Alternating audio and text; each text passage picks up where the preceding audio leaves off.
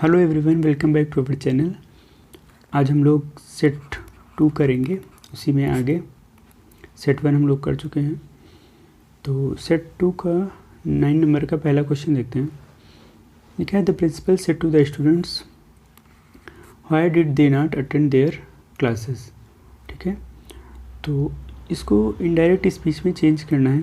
तो सबसे पहले हम ये वाला पार्ट देखते हैं कि ये कौन सा टेंस लिखा हुआ है, कैसा सेंटेंस है, असर्टिव है या फिर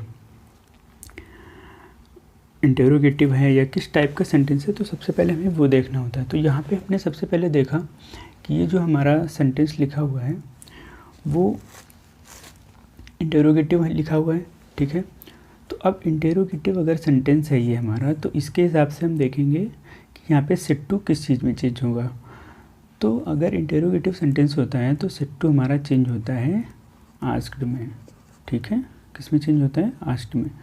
तो एक चीज़ तो सबसे पहले देख ली, यहाँ पे क्या होगा, the principal asked the students.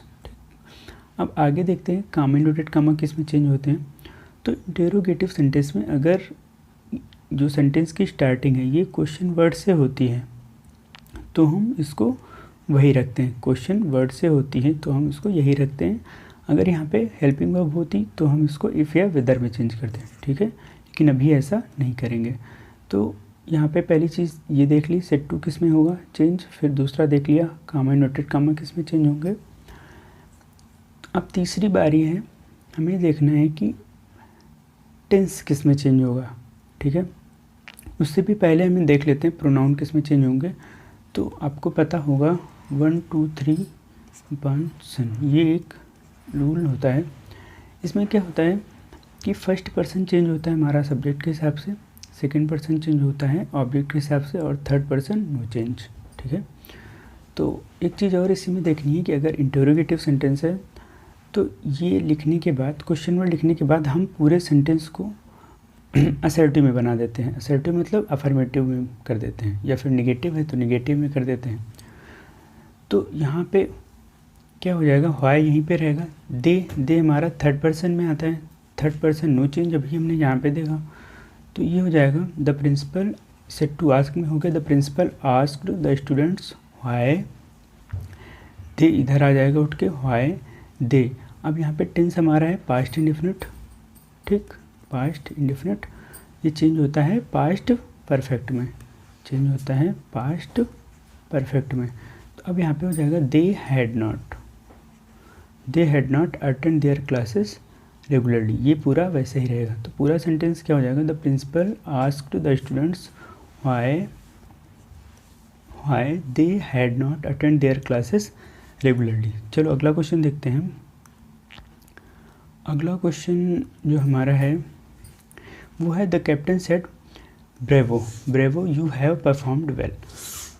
ये हमारा एक्सक्लेमेटरी सेंटेंस है। ठीक है, एक्सक्लेमेटरी सेंटेंस है।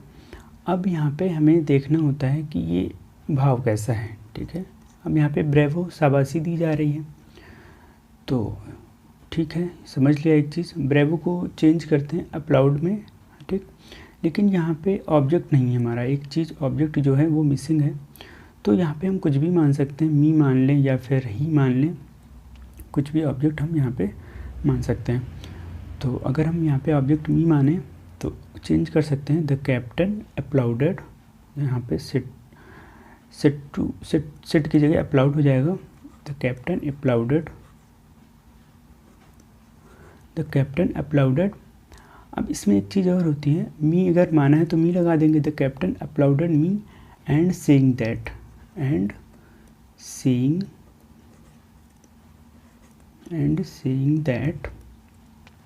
अब फिर से इतना हो गया the captain applauded me and saying that. अब यू जो है ब्रेवो नहीं लिखेंगे, ब्रेवो ही इसमें चेंज हो गया। ठीक, यू जो है हमारा सेकंड पर्सन है, चेंज होगा ऑब्जेक्ट के हिसाब से। ऑब्जेक्ट मैंने मी माना था तो यहाँ पे हो जाएगा आई हो जाएगा। आई हैव जो है ये प्रेजेंट परफेक्ट है, I have performed, past perfect में चेंज हो जाएगा आई हैड परफॉर्म्ड वेल। तो पूरा सेंटेंस हो जाएगा the captain applauded me and saying that I had performed well. ठीक है, अगला क्वेश्चन देखते हैं हम लोग। अगला है combine any one of the following sentences. यहाँ पे कंबाइन करना है। तो पहला क्वेश्चन है he works hard he will definitely succeed in his life. He works hard, वो कठिन मेहनत करता है। He will definitely succeed in his life, वो डेफिनेटली यानी कि पक्का कह सकते हो, पक्का ही अपनी लाइफ में सक्सेसफुल हो जाएगा। ठीक है, इसको चेंज करना है हमें सिंपल सेंटेंस में। अब यहाँ पे सिंपल में हमें समझना है कि एक इन्फिनिटिव का रूल होता है, वहाँ पे 2+V1 वाला कंस्ट्रक्शन होती है 2+V1। तो हम इसको चेंज कर सकते हैं, ही वर्क्स वेरी हार्ड, ये पूरा यही रहेगा, he works very hard to succeed. He works very hard, यहाँ पे टू लग जाएगा, he works very hard to, ये हट जाएगा, he works very hard to succeed in his life, ये पूरा सेंटेंस हो जाएगा। He works very hard to succeed in his life, वो अपनी लाइफ में सफल होने के लिए बहुत मेहनत करता है। ठीक है, अगला सेंटेंस देखते हैं हम लोग। अगला सेंटेंस है he studies in a convent school, she always comes first in her class. She studies in a convent school, she always comes first in her class. Complex में बनाना है, वो एक कॉन्वेंट स्कूल में या प्राइवेट कह लो, या वह कॉन्वेंट स्कूल में पढ़ती है। She always comes first in her class, वो हमेशा अपनी क्लास में फर्स्ट आती है। ऐसा कुछ सेंटेंस लिखा हुआ है। ठीक है, चलो देख लेते हैं। कॉम्प्लेक्स बनाना है हमें, तो कॉम्प्लेक्स कई तरह से बनता है, उसी में एक नियम होता है, हम सेंटेंस को वेयर विच इन सबसे जोड़ सकते हैं। तो उसी में हम कर सकते हैं he studies in a convent school, वो एक कॉन्वेंट स्कूल में पढ़ती हैं। वेयर, यहाँ पे हम वेयर कर सकते हैं, वेयर, फिर पूरा ऐसे जोड़ देंगे, where she always comes first in her class, जहाँ पे वो हमेशा फर्स्ट आती हैं। ठीक है, इस तरह से हो जाएगा। अगला क्वेश्चन देखते हैं। Transform any one of the following sentences as directed within the brackets. यहाँ पे पहला क्वेश्चन है it is time to close the shop, change करना है हमें पैसिव वॉइस में। तो इस तरह का सेंटेंस एक हमने सेट 1 में भी किया था, चलो यहाँ पे भी देख लेते हैं। लिखा है it is time to close the shop. इसका थोड़ा सा पैटर्न अलग होता है, इसको चेंज करते हैं। इट इज़ टाइम, ये पूरा यही रहता है। It is time for the shop, it is time for the shop to be closed, ये दुकान को बंद किए जाने का समय है, ऐसा कुछ करते हैं। ठीक है, अगला क्वेश्चन देखते हैं। अगला क्वेश्चन लिखा है no democracy in the world is as large as India. इसमें है सुपरलेटिव में चेंज करना है इसको। ठीक, ये जिस पैटर्न पे क्वेश्चन है उस पर हम इसको दोनों ही तरह से चेंज कर सकते हैं। एक तो सुपरलेटिव कर सकते हैं, पॉजिटिव ये लिखा हुआ है, हम इसको कंपैरेटिव भी कर सकते हैं। तो सबसे पहले हम सुपरलेटिव कर लेते हैं, जैसा कि ब्रैकेट में लिखा हुआ है। तो no other democracy in the world is as large as India, यानी कि कोई दूसरी डेमोक्रेसी यानी प्रजातंत्र संसार में ऐसा नहीं है, इतना लार्ज नहीं है जितना कि India.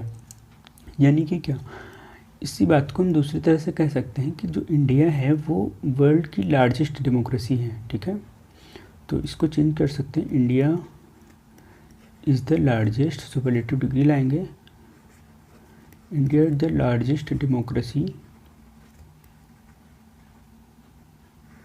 India is the largest democracy in the world. ठीक, इस तरह से हो जाएगा, पहला सुपरलेटिव वाला ये हो जाएगा। अब इसको अगर पॉजिटिव में भी हम बनाना चाहें तो बना सकते हैं। पॉजिटिव में बना हुआ है, कंपैरेटिव में अगर बनाना चाहें तो कंपैरेटिव कैसे हो जाएगा, India is larger than, India is larger than आ गया, कंपैरेटिव हो गया, India is larger than any other democracy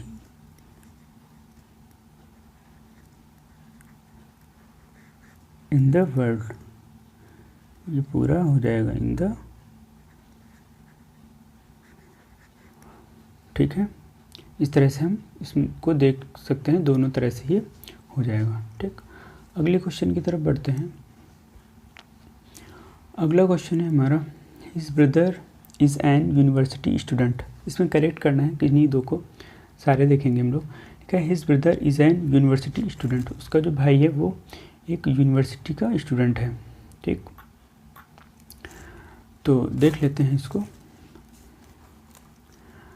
अब यहाँ पे आर्टिकल की एरर है, आपको पता है यूनिवर्सिटी, जब यूनिवर्सिटी लिखा जाएगा तो ऐसे लिखा जाता है यू, यूनिवर्सिटी। ठीक, अब यू जो है वो हमारा वॉवेल साउंड बिल्कुल भी नहीं है, तो अगर वॉवेल साउंड नहीं है तो फिर हम एन का यूज़ इसके पहले नहीं कर सकते। ठीक है, एन का यूज़ हम वॉवेल साउंड से पहले करते हैं, तो यहाँ पे क्या होगा, ए हो जाएगा। His brother is a university student. ठीक है, अगला देखते हैं, अगला सेंटेंस ये सही हो जाएगा इससे। अगला है सन राइजेस इन ईस्ट, सूर्य जो है वो ईस्ट में निकलता है। तो आपको पता होगा जितनी भी ये दिशाएं हैं, ईस्ट वेस्ट नॉर्थ साउथ, इन सबसे पहले हमें आर्टिकल द चाहिए होता है। The sun rises in the east, in the east करेंगे। ठीक है, सही हो जाएगा। अगला क्वेश्चन है the wages of sin are death. The wages of sin are death. Wages मतलब क्या होता है, जैसे कोई भी काम आप करते हो तो उसके बदले में जो चीज़ें मिलती हैं उनको वेजेस कहते हैं। मेहनताना कह लो, पगार कह सकते हो, है ना। तो लिखा है सिन, सिन मतलब होता है अपराध या पाप। द वेजेस ऑफ सिन, अब ये वेज जो है ये सिंगुलर ही मानते हैं हम इसको, भले ही वेजेस लिखा है, वेजेस दोनों होता है, लेकिन सिंगुलर मान के इसको हम इज़ लगाते हैं, आर नहीं करते हैं। तो यहाँ पे सही हो जाएगा the wages of sin is death. ठीक है, आ रही बात समझ में। चलो अगला क्वेश्चन देखते हैं। अगला क्वेश्चन है the books comprises of 100 pages. ठीक है, this book comprises of 100 pages, यानी कि इस बुक में जो है वो 100 पेज हैं। ठीक, जो कंप्राइज लिखा है, कंप्राइज का मतलब होता है समाविष्ट होना, सम्मिलित करना कह सकते हो। तो कंप्राइज जो हमारी वर्ब है उसके बाद ऑफ का यूज़ नहीं होता है। ठीक है, कंप्राइज का मतलब ही होता है कंसिस्ट ऑफ। ठीक है, कंप्राइज का मतलब ही होता है कंसिस्ट ऑफ, यानी कि शामिल, कोई भी चीज़ शामिल। तो फिर से हम ऑफ क्यों लगाएंगे, तो सेंटेंस हो जाएगा दिस बुक कंप्राइजेज 100 पेजेस, ये ऑफ यहाँ पे गलत हो जाएगा। ठीक, अगला क्वेश्चन देखते हैं। आगे है use any 3 of the following idiom phrases in your own sentences. यहाँ पे हमें ईडियम फ्रेज बतानी है और उनसे रिलेटेड सेंटेंस भी लिखना है। तो पहला क्वेश्चन है once in a blue moon. Once in a blue moon इसका मतलब होता है कभी कभार, है ना, कभी कभार, यानी कि रेयरली कह सकते हो, वेरी रेयरली, बहुत ही, जो चीज़ें बहुत ही कम होती हों, है ना, उसको हम इस तरह से लिखते हैं। तो इससे रिलेटेड हम सेंटेंस बना सकते हैं, जैसे कि कहा गया ही used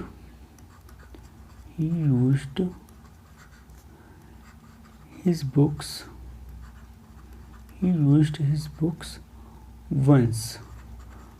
once in a blue moon। अभी जैसे कि लॉकडाउन था तो बहुत लोग बुक्स वगैरह बिल्कुल यूज़ नहीं कर रहे थे, तो उस तरह से हम कह सकते हैं ही यूज्ड, यानी कि वो जो है वो अपनी बुक्स को कभी कभार, मतलब बहुत ही रेयर केस में यूज़ करता था। तो इस तरह से ऐसे हो जाएगा। अगला क्वेश्चन है to live in a fool's paradise.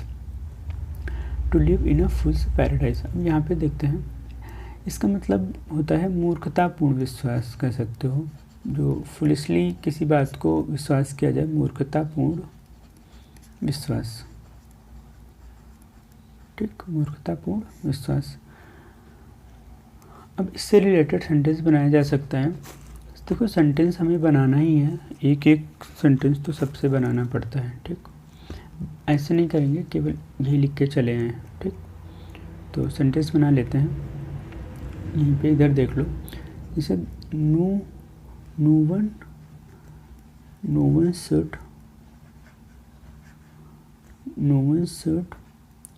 should be kept in a fool's paradise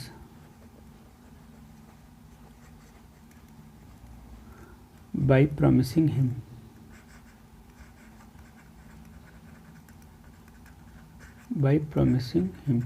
यानी कि मतलब इसका है कि किसी को भी वादे करके मूर्खतापूर्ण विश्वास में नहीं रखना चाहिए, यानी कि उसको बेवकूफ़ नहीं बनाना चाहिए, इस तरह का कुछ कह रहा है। अगला है an apple of one's eye. ये तो बड़ा कॉमन सा है, आपने सुन रखा होगा। वेरी डियर वाले सेंस में यूज होता है, मतलब बहुत ही प्यारा। ठीक, एक कॉमन सा सेंटेंस आप बना सकते हो, Radhika is an apple of her mother's आई, इस तरह से कर सकते हो। इधर देख लेते हैं इसको, है ना। राधिका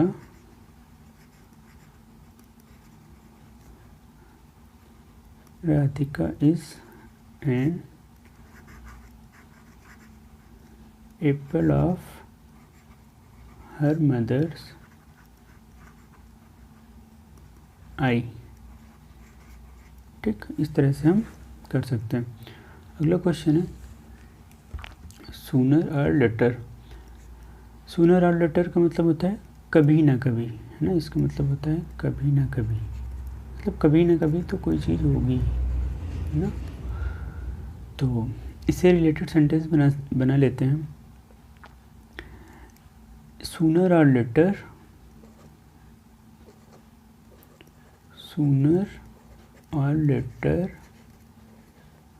you will have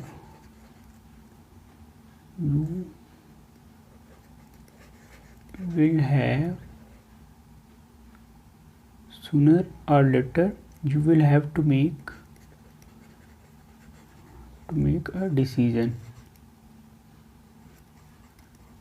यानी कि कभी ना कभी आपको निर्णय लेना ही पड़ेगा। मान लो किसी भी कॉन्टेक्स्ट में ऐसा कहा गया कि कभी न कभी तो आपको निर्णय जो है वो लेना ही पड़ेगा। अगला है once for all. Once for all का मतलब होता है पूर्ण रूप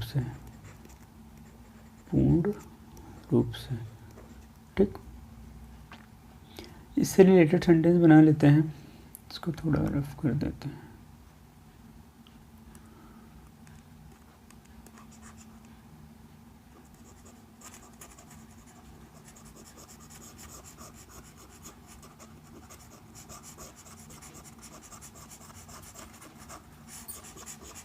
ठीक, चलो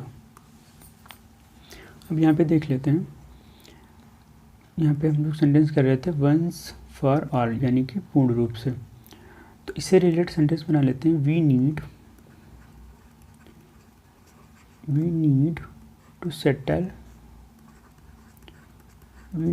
settle this once for all. यानी कि हमें इस चीज़ को पूरी तरह से पूर्ण रूप से सेटल करना चाहते हैं, है ना। इस तरह से बना सकते हैं। अगला देखते हैं right antonym of the following words. यहाँ पे हमें इन वर्ड्स के एंटोनिम लिखने हैं, यानी कि अपोजिट लिखना है। पहला वर्ड है माइट। माइट मतलब क्या होता है, एक तरह से सकना वाले सेंस में हम इसका यूज़ करते हैं, है ना। और एक मतलब इसका और होता है जैसे सामर्थ्य दिखाना होता है, पावर दिखानी होती है, तो उसके लिए भी यूज़ करते हैं। शक्ति या प्रभाव कह सकते हैं इसको, शक्ति या प्रभाव। ठीक, तो इसका हम एंटोनिम लिख लेते हैं। एंटोनिम होता है फीबलनेस।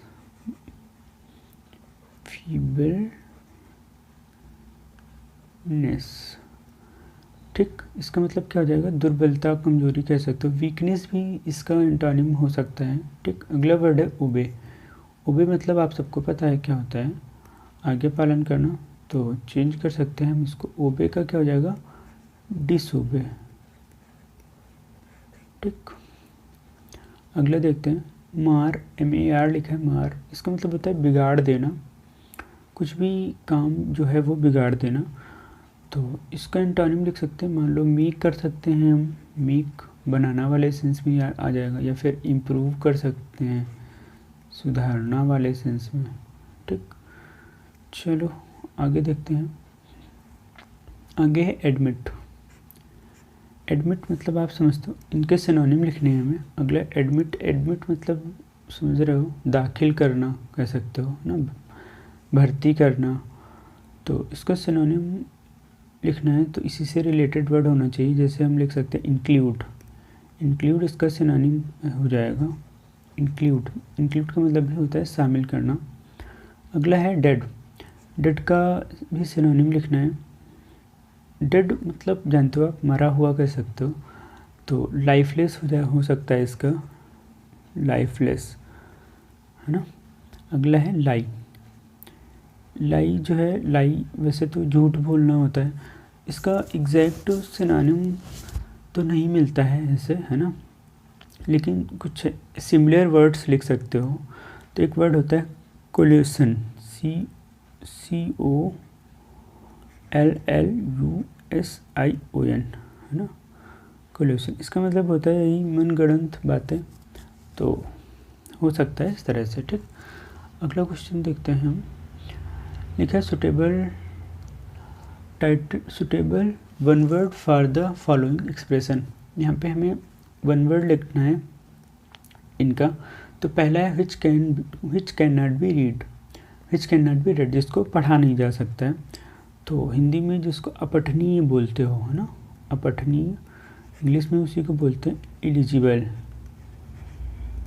ठीक, अगला है something that will solve all the problems of a particular situation. ऐसा कुछ जो ऑल द प्रॉब्लम्स यानी कि किसी भी सारी समस्याओं का जो सल्यूशन हो, कोई एक ऐसी चीज़ जो सारी प्रॉब्लम्स का सल्यूशन हो। ठीक, तो इसी में आप एक देखते हो, जो सारी बीमारियों का जो सल्यूशन होता है, एक तरह से कह लो दवाई, सारी बीमारियों की दवाई, उसको जैसे हम पैनासिया बोलते हैं, तो यहाँ पे भी वही हो जाएगा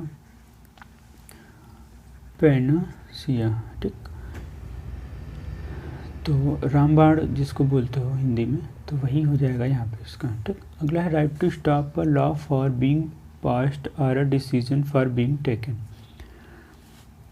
मतलब किसी भी जो रूल को, लॉ को रोकने का जो अधिकार है, उसको क्या कहते हैं, है ना, तो उसको हम वीटो कहते हैं। वीटो पावर आपने थोड़ा बहुत शायद सुना हो, वीटो, है ना। इसका हिंदी मतलब हम कह सकते हैं निषेधाधिकार, है ना, निषेधाधिकार। इंग्लिश ज़्यादा इजी है इसकी, है ना, हिंदी से। निषेधाधिकार ऐसे करके ये हो जाएगा। ठीक, अगला और लास्ट क्वेश्चन है हमारा, यहाँ पे जो इस वीडियो में करेंगे उसका लास्ट क्वेश्चन है ना। तो पहला वर्ड है हेल और दूसरा हेल। तो बोलने में एक जैसे लगते हैं लेकिन इनका मतलब अलग अलग होता है। हेल मतलब होता है स्वस्थ, जो फिजिकली फिट हो, स्वस्थ, हेल्दी हो, है ना। और ये जो हेल है उसका मतलब होता है अभिवादन करना, है ना, अभिवादन बोल सकते हो। या फिर एक मतलब इसका और होता है ओले गिरना, है ना, ओलावृष्टि जिसको बोलते हो, ओले गिरना। ठीक, दोनों ही मतलब होते हैं इसके। तो हेल, इससे भी सेंटेंस बनाना है हमें, तो हेल लिख सकते हो, बड़ा इजी सा सेंटेंस कर लेते हैं। ही इज़ हेल, वो स्वस्थ है, बस हो गया, है ना। अब यहाँ पे हेल, अभिवादन या ओले गिरना, यहाँ से अलग अलग सेंटेंस बना सकते हो आप, है ना। तो इस वीडियो में हम यहीं पे रखते हैं। स्टोरी इसकी हम अगले वीडियो में करेंगे। स्टोरी के लिए अलग से वीडियो कराए जाएंगे, यहाँ पे केवल यही जो बातें हैं ग्रामर से रिलेटेड वो हम लोग करते हैं। ठीक, तो फिर आज की वीडियो के लिए यहीं पे रखते हैं। अगर वीडियो अच्छा लगे आपको तो आगे शेयर कर सकते हैं। Thank you.